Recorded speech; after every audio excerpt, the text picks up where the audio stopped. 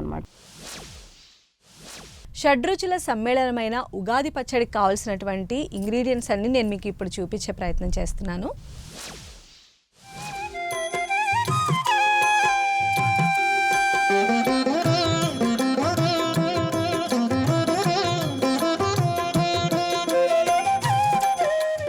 మరి ఎంతో ప్రాశస్త్యము అదేవిధంగా మన సాంప్రదాయంగా కొనసాగుతున్నటువంటి ఈ షడ్రుచుల సమ్మేళనమైన ఉగాది పచ్చడిలో మనం ఉపయోగించే మొదటిగా వేప పువ్వు గురించి అన్నారు కాబట్టి వేప పువ్వు యొక్క విశిష్టతను తెలియజేయండి. సాధారణంగా ఏదైనా పండగ అంటే తీపి అంతే కదా, పరమాన్నమో లేకపోతే అరిసెలో ఇలాంటివి ఉండ్రాళ్ళు, తీపి ఉండ్రాళ్ళు ఇలా అన్నీ కూడా చేసుకుంటాం.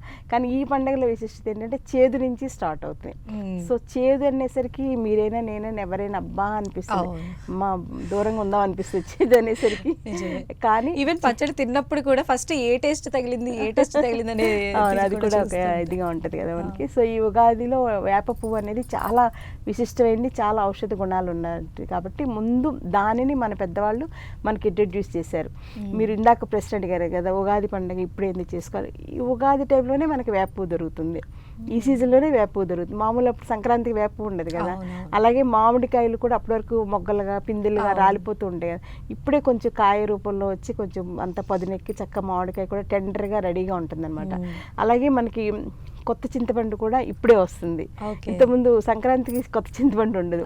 అలాగే కొత్త బెల్లం కూడా చెరుకు పంట అంతా అయిపోయి ఇప్పుడే బెల్లం పాకం అది పడతారు. సో అది కూడా ఇప్పుడే దొరుకుతుంది. మామూలు సంక్రాంతి పండుగ కానీ అవన్నీ అప్పుడు కొత్తవి దొరకదు. ఇంకా మిగిలినవి ఉప్పు మిరియాల పొడి అంటే ఓకే. ముఖ్యమైనవి ఏంటంటే చెరుకు పానకం కూడా ఈ సీజన్లోనే దొరుకుతుంది. సో అన్నీ కూడా ఉగాది టైంలోనే అన్ని ప్రకృతిలో అన్ని మనకి దొరకడం, అందులో అవన్నీ కూడా ఔషధ విలువలు ఎక్కువగా ఉండడం అనేది చాలా గొప్ప విషయం. అందరు అడిగితే ఇమ్యూనిటీకి బెస్ట్ ఏంటి అని నన్ను కనుక అడిగితే నేను ఉగాది పచ్చడి అంటాను. అంత విశిష్టమైంది ఉగాది పచ్చడి. సో ఉగాది పచ్చడి మీరు సంవత్సరం అంతా తీసుకునే అవకాశం మీకు కనుక ఉంటే డెఫినెట్గా ఇది బెస్ట్ ఇమ్యూనో మాడ్యులేటర్. ఇది పొద్దున్నే తీసుకుంటే మీకు డయాబెటీస్ ఉండదు, గ్యాస్ట్రిక్ అల్సర్స్ ఉండవు, ఇరిటబుల్ బౌల్ సిండ్రోమ్ ఉండదు, అమ్మాయిలకి గైనిక్ ప్రాబ్లమ్స్ ఉండవు, బ్లీడింగ్ డిజార్డర్స్ ఉండవు, బ్లీడింగ్ తర్వాత బ్లడ్ అంతా కూడా మనకి పాడైపోయింది, ఇన్ఫెక్షన్ వచ్చింది, అవి ఏమీ ఉండవు. ఇంకా చాలా మేజర్ వెయిట్ రిడక్షన్కి కూడా చాలా బాగా పనిచేస్తుంది. అసలు దీన్ని మించిన బెస్ట్ ఫార్ములేషన్ ఏంటంటే ఇంకోటి లేదనమాట. అంటే నా 60 ఏళ్ల జీవితంలో 40 ఏళ్ల వైద్య అనుభవంలో నేను కనుక్కున్నది. నాకు నేను భారతీయతని ఆయుర్వేదాన్ని ఇవన్నీ కలుపుకుంటూ ఎప్పుడు ఆలోచిస్తూ ఉంటాను అనమాట.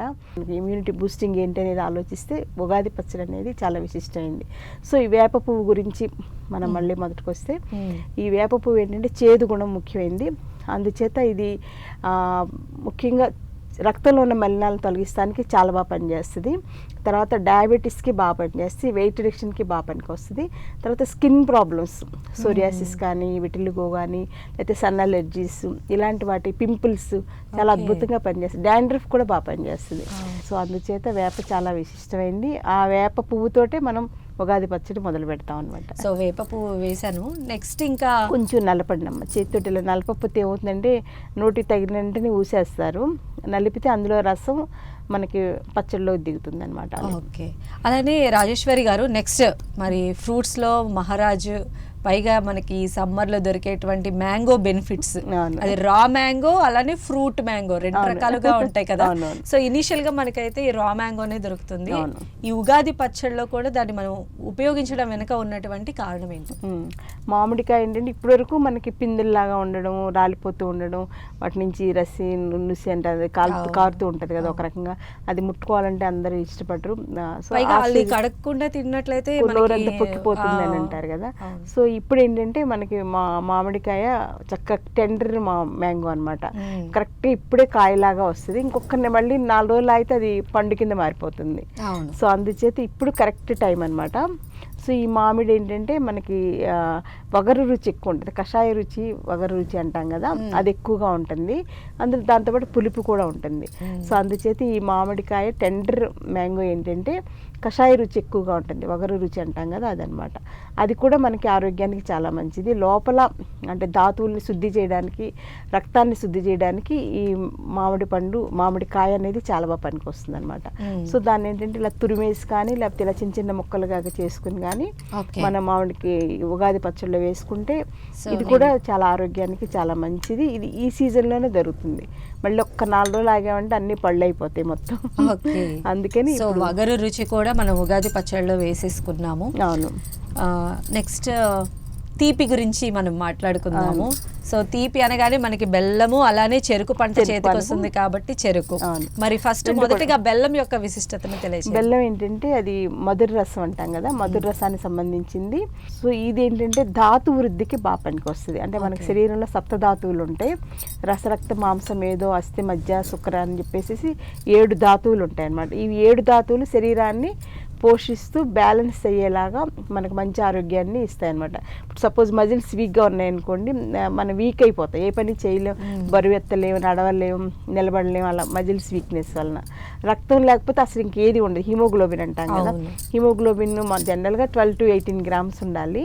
అది 6 grams కూడా ఉన్న వాళ్ళు చాలా మంది ఉంటున్నారు. సో సడన్గా హార్ట్ ప్రాబ్లమ్స్ ఇలాంటివన్నీ కూడా దానివల్ల రావచ్చు. ఈ బెల్లం వల్ల ఏంటంటే హిమోగ్లోబిన్ లెవెల్స్ పెరుగుతాయి, ఫస్ట్ పాయింట్. సెకండ్ పాయింట్ ఏంటంటే అన్ని ధాతువులు కూడా వృద్ధి చెందుతాయి అనమాట. సో నేను బెల్లాన్ని యాడ్ చేశాను. ఓకే. ఇంకా మరొక తీపి పదార్థమైన చెరుకు గురించి చెప్పండి. చెరుకు కూడా అసలు చెరుకు అంటే మనకి బెల్లం తయారయ్యేది చెరుకు నుంచే కదా. సో ఈ సీజన్ అంటే చెరుకు పానకం కానీ చెరుకు రసం కానీ దొరుకుతుంది కాబట్టి అది కూడా వేసుకుంటే ఇంకా ఎక్స్ట్రా టేస్ట్ వస్తుంది. ఇది కూడా మనకి తీసుకున్న వెంటనే ఎనర్జీ వస్తుంది. చెరుకు రసం చూడండి, మనం బయటకు వెళ్ళినప్పుడు, ఎండలో వెళ్ళినప్పుడు లేకపోతే ఏదైనా కానీ ఇలా చెరుకు రసం నోట్లో వేసుకున్న వెంటనే రిలాక్స్ అయిపోతాం అసలు. అంటే ఆ ఎనర్జీ అనేది అంత బూస్టింగ్గా ఉంటుంది అనమాట. అంటే కొన్ని వెంటనే మనకి శక్తినిచ్చే పదార్థాలు ఉంటాయి. అందులో తీపి బెల్లం ఒకటి ఇంపార్టెంట్, చెరుకు రసం, ఇవి 2 కూడా అది. సో అలానే ఎక్కువ తీసుకుంటే మళ్ళీ డయాబెటీస్ కూడా ప్రాబ్లం కాబట్టి ఎక్కువ తీసుకోకూడదు. అలాగే వెయిట్ కూడా పెరుగుతారు, వాటితో వచ్చే డిసడ్వాంటేజ్ అది. అందుకని హితంగా మితంగా కొంచెం టేస్ట్ చూసుకుంటే సరిపోతుంది, చాలా మంచిది. అంటే పంచదార వాడడం కన్నా బెల్లం చాలా మంచిది. రాజేశ్వరి గారు, నెక్స్ట్ మనము ఉగాది పచ్చళ్ళలో ఉపయోగించే మరొక పదార్థం ఏంటంటే చాలా చాలా ఇంపార్టెంట్ అని నాకు అనిపిస్తుంది, చింతపండు రసం. చింతపండు. అవును. సో మీరేం చెప్తారమ్మా, మరి చింతపండుకి ఆయుర్వేదంలో ఉన్నటువంటి ప్రాముఖ్యత ఏంటి? చింతపండు అందులో ఇప్పుడు వాడేది మనం కొత్త చింతపండు అమ్మ. ఇప్పుడు ఈ సీజన్లో కొత్త చింతపండు వస్తుంది కాబట్టి అందరూ కూడా ఉగాది పచ్చడి అంటే కొత్త చింతపండే వాడతారు. సో పులుపు కూడా మనకి మంచిదే. అంటే గ్యాస్ట్రిక్ జ్యూసెస్ సెక్రీట్ అవ్వడానికి కానీ లేకపోతే శరీరంలో కొన్ని రకాల టాక్సిన్స్ బయటికి పంపించడానికి కూడా చింతపండు పనిచేస్తాయి. లాక్సేటివ్ క్యారెక్టర్ కూడా అందులో ఉంది. అందులో ఇంటెస్టైన్ మొత్తం క్లియర్ చేస్తే దాంట్లో ఫైబర్ కూడా బాగుంటుంది. సో అందుచేత అది బౌల్స్ ఫ్రీ అవ్వడానికి, మోషన్ ఫ్రీ అవ్వడానికి కూడా చింతపండు బాగా ఉపయోగపడుతుంది. కాబట్టి అందుకని అది కూడా మన ఫుడ్లో మన పెద్దవాళ్ళు పెట్టారు. అందులో ఉగాది పచ్చడిలో అది కూడా విశిష్టమైంది. తదుపరి ఇంగ్రీడియంట్ ఉప్పు. ఇది కూడా టేస్ట్ని ఇస్తుంది. ఉప్పుకి సంబంధించి ఆయుర్వేదంలో ఏం చెప్తారండి? అంటే ఉప్పు ప్రాధాన్యత ఏంటి అసలు? ఉప్పు అనేది చాలా ఉపయోగకరమైంది. చాలా మంది రకరకాల సిస్టమ్స్ వైద్యంలో ఏంటంటే ఉప్పుని వాడొద్దు, అసలు ఉప్పు పూర్తి మానేయండి అని చెప్తారు. దానివల్ల ధాతువులు దౌర్బల్యం వస్తుంది అనమాట. అంటే ఆయుర్వేద ప్రకారంగా 6 రుచుల్లో ఉప్పు కూడా చాలా ప్రధానమైంది. ఎక్స్ట్రా సాల్ట్ అనేది వేసుకోవాలి మనం. అంటే ఫ్రూట్స్ లోను వెజిటబుల్స్ లోను ఉంటుంది కదా, అవి ఇంకా అక్కర్లేదు అని అంటారు. కానీ మన పెద్దవాళ్ళు చెప్పారంటే తప్పనిసరిగా ఉప్పు కూడా మన ఆహారంలో యాడ్ చేసుకోవాలి. ఎందుకంటే ఉప్పులో ఒక రకమైనటువంటి గుణం ఉంటుంది, అది ఏంటంటే యోగవాహి అంటాం. యోగవాహి అంటే మనం తీసుకున్న వెంటనే అది మిగిలిన ఆర్గాన్స్లో ఉండేటువంటివన్నీ కూడా తొందరగా కదలడానికి ఉపయోగపడుతుంది. అంటే అది డైజెస్ట్ అయ్యి మనకి ఉపయోగపడాలన్నా, రక్తం కింద మారాలన్నా దానికి ఉపయోగపడుతుంది. అలాగే బయటికి పంపించాలన్నా కూడా ఉప్పు చాలా అవసరం. అలాగే మన రక్తంలో కూడా సాల్ట్ లెవెల్స్ పడిపోవడం వల్ల డీహైడ్రేషన్ వస్తుంది కదా. మోషన్స్ అయినప్పుడు గమనించండి మీరు, వాంతులు ఎక్కువైనా విరేచనాలు ఎక్కువైనా కానీ డీహైడ్రేషన్ వచ్చినప్పుడు మనకి పంచదార ఉప్పు కలిపి తాగిస్తారు. సో ఎందుకంటే మన ధాతువులకి అది అవసరం అనమాట. అర్జెంటుగా ప్రాణం నిలబడాలంటే ఉప్పు చాలా అవసరం. అందుకని కెమికల్ బేస్డ్ ఉప్పు కాకుండా ఇప్పుడు బయట సింథటిక్ ఉప్పు దొరుకుతుంది, అది కాకుండా సముద్రంలో అంటే మనం చిన్నప్పుడు కళ్ళుప్పు అని ఇళ్ళమ్మటి తిరుగుతూ అమ్ముతుంటారు కదా, అది కానీ లేకపోతే సైంధవ ఉండం కానీ బెస్ట్ అనమాట. ఇందులో కూడా కొంచెమే వేస్తాం కదా మనం, ఊరికి ఎక్కువ జస్ట్ టేస్ట్ కోసము, బట్ అది ఆరోగ్య విధంగా తప్పనిసరిగా వేసుకోవాలి. మన రోజు కూడా ఆహారంలో ఉప్పు పరిమిత మోతాదులో తప్పనిసరిగా తీసుకోవాలి, ఎక్కువ తినకూడదు, కొంచెం తీసుకోవచ్చు. అలానే రాజేశ్వరి గారు, నెక్స్ట్ అంటే కొన్ని ప్రాంతాలలో కారం వేస్తారు, కొన్ని ప్రాంతాల్లో మనం మిరియాల పొడి కూడా వాడతాము. అంటే కారం యొక్క విశిష్టత ఏంటండి? కారం అంటే మనకి కట్టురసం అంటే కారం అనమాట. కానీ ఒక ఆయుర్వేదిక్ డాక్టర్ ఏంటంటే దానికన్నా కూడా మిరియాల చూర్ణం చాలా మంచిది. ఇక్కడ మిరియాలు చాలా మంచిది ఆరోగ్యానికి. మిరియాలు త్రికటుకాల్లో మిరియాలు ఒకటి అనమాట. అందులో ఏంటంటే చాలా మనకి వెయిట్ రిడక్షన్కి బాగా పనికి వస్తుంది మిరియాల చూర్ణం వాడడం వల్ల. అలాగే డయాబెటీస్కి చాలా మంచిది. తర్వాత ఫ్లమ్ పోవడానికి ముఖ్యంగా ఏంటంటే ఈ సీజన్లో కఫం ఎక్కువగా ఉంటుంది ప్రతి ఒక్కళ్ళకి. శీతాకాలం అంతా కూడా, హేమంత ఋతువులో, శిశిర ఋతువులో మన శరీరం అంతా కూడా చలికి లోపలంతా కూడా ఫ్లమ్ శ్లేష్మం ఫామ్ అయిపోయి అది అలా ఉండిపోద్ది.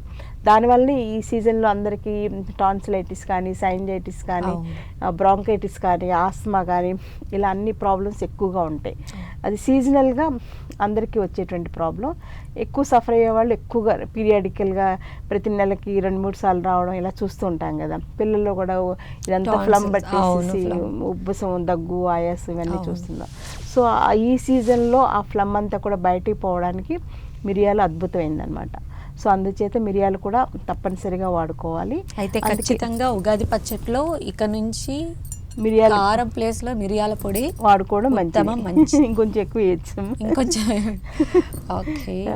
సో మిరియాల వలన మనం వాడుకోవడం వల్ల డయాబెటీస్కి మంచిది, ఒబెసిటీ వెయిట్ రిడక్షన్కి మంచిది. తర్వాత ఇందాక అనుకున్నట్టుగా ఈ ఫ్లమ్ ఇవన్నీ తగ్గడానికి బాగా పనికి వస్తుంది. అందుకే మన పాత రోజుల్లో కొంచెం రంప చేసిన వెంటనే ఇంట్లో బామ్మ వాళ్ళు ఉంటారు కదా, మిరియాల కషాయం తాగేరా, కాస్త పాలు మిరియాల కషాయం చేసుకుని తాగరా అని చెప్తూ ఉంటారు కదా. అది అప్పుడే మనం మొదలు పెట్టేస్తే అది పెరిగిపోయి ఆస్మా కింద కానీ ఇలా ప్రాబ్లమ్స్ పెరగకుండా జ్వరం రాకుండా పనికి వస్తుంది అనమాట. లేకపోతే కొన్నాళ్ళకి నుండి జ్వరం వచ్చేసేసి ఆస్మా కింద వచ్చేసి న్యూమోనియా కింద వచ్చి ప్రాబ్లం ఉధృతం అయిపోతుంది అనమాట. అందుకని ముందుగానే మనం పాలు కొంచెం రంప చేసిన వెంటనే పాలు మిరియాలు కానీ, లేకపోతే తులసాకులు మిరియాల కషాయం కానీ ఇలాంటివి ఏమన్నా తాగేస్తే వెంటనే ఆ ఫ్లమ్ అంతా కూడా కట్ అయిపోయి బయటకు వచ్చేస్తుంది అనమాట. సో ఆయుర్వేదం ఏంటంటే మలినాలని లోపల ఉంచుకోకుండా బయటికి పంపించేయడం వల్ల వ్యాధులు తగ్గిపోతే వ్యాధులు రాకుండానే ఉంటుంది, వ్యాధి తీవ్రత కూడా తగ్గుతుంది. తర్వాత ఉపద్రవంగా కొన్ని పెద్ద వ్యాధులు అంటే ఇప్పుడు డయాబెటీస్ కానీ, ఆటోఇమ్యూన్ డిజార్డర్స్ కానీ, లేకపోతే సోరియాసిస్ కానీ, క్యాన్సర్ కానీ ఇవన్నీ ఏంటంటే మనలో ఈ టాక్సిన్స్ కలెక్ట్ అయిపోయి మలినాలు తీవ్రత పెరిగిన కొద్దీ మనకి పెద్ద పెద్ద వ్యాధుల్లోకి వెళ్తున్నాం. సో మన వాళ్ళు ఏంటంటే ప్రతి సీజన్లోనూ ఒక పండగ పేరు చెప్పేసి ఆ మలినాలన్నీ బయటకు వెళ్ళిపోయేలాగా చాలా చక్కగా మంచి మంచి ఫార్ములేషన్స్ ఇచ్చారు. సో నాకు తెలిసి ఉగాది పచ్చడి అనేది బెస్ట్ ఫార్ములేషన్ అనమాట, ఆరోగ్యానికి మంచి ఫార్ములేషన్. అందులో సంవత్సరాది రోజున ప్రారంభంలోనే ఇంత మంచి ఆహారం తీసుకుంటున్నామంటే ఇంకా దానికి తిరుగులేదు. అందుకే మనకు కూడా పెద్దవాళ్ళు షడ్రసోపేతమైన ఆహారం అంటారు. ఎక్కడికైనా పెళ్ళిళ్ళ భోజనాలకు వెళ్తే షడ్రసోపేతమైన ఆహారం పెట్టారు, చాలా బాగుంది, మంచి భోజనం పెట్టారంటాం కదా, అన్నదాత సుఖీ భవ అంటాం. సో అంటే అంత విశిష్టత ఉంది మనకి, ఆహారానికి తృప్తిగా తినడానికి కూడా అంత విశిష్టత ఉంది. కాబట్టి షడ్రుచులు ఉన్నటువంటి ఆహారం ఏంటి అనేది ఆలోచిస్తే ఉగాది పచ్చడి నెంబర్ 1. నెంబర్ 2 ఏంటంటే చాలా మందికి తెలియని విషయం ఉసిరికాయ.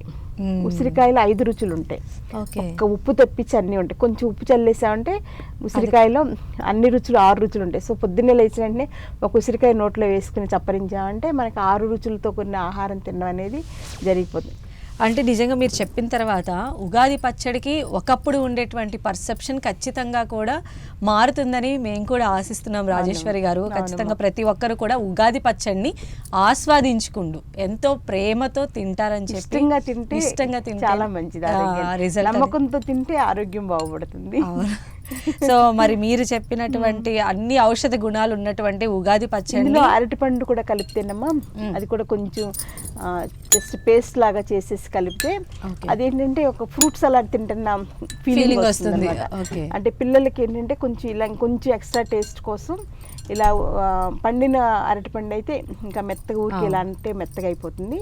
ఇంకా నేనైతే కొంచెం అందులో తేనె కూడా కలుపుతాను. ఓకే. సో అప్పుడు ఇంకా టేస్ట్ బాగుంటుంది. తేనె వల్ల కూడా వెయిట్ రిడక్షన్కి మంచిది, కఫ్ అంతా బాగా కట్ అయిపోతుంది కదా, బయటకు వచ్చేస్తుంది అని చెప్పేసి తేనె కూడా కలుపుతాం అనమాట. డెఫినెట్ గా అంటే ఉగాది రోజు మాత్రమే కాదు, మనం దీన్ని రెగ్యులర్ గా తీసుకున్నా కూడా చేదు పచ్చడి అనే పేరు పోయి దానికి హెల్దీ పచ్చడి అనే పేరు వస్తుంది. ఖచ్చితంగా ఈ ప్రోగ్రామ్ తర్వాత అయితే వస్తుంది రాజేశ్వరి గారు, అదైతే నేను నమ్ముతున్నాను. మరి ఒకసారి నేను చేశాను, మీ అంత బాగా చేశాను లేదు నాకు తెలియదు. యాజ్ ఎ డాక్టర్ మీరు ధైర్యంగా తినొచ్చని అనుకుంటున్నాను. టేస్ట్ చూడండి. అంటే అన్నీ రావాలి యాక్చువల్గా. ఇందులో వేప కూడా వచ్చేలా నేను ముందే కేర్ తీసుకున్నాను అనమాట. అవును, చాలా బాగుందమ్మా. మీకు తీపి తగిలిందా? తీపిగా పుల్ల పుల్లగా ఉంది, అందుకే ముందు తీపి అన్నాను. ఇన్ని హెల్త్ బెనిఫిట్స్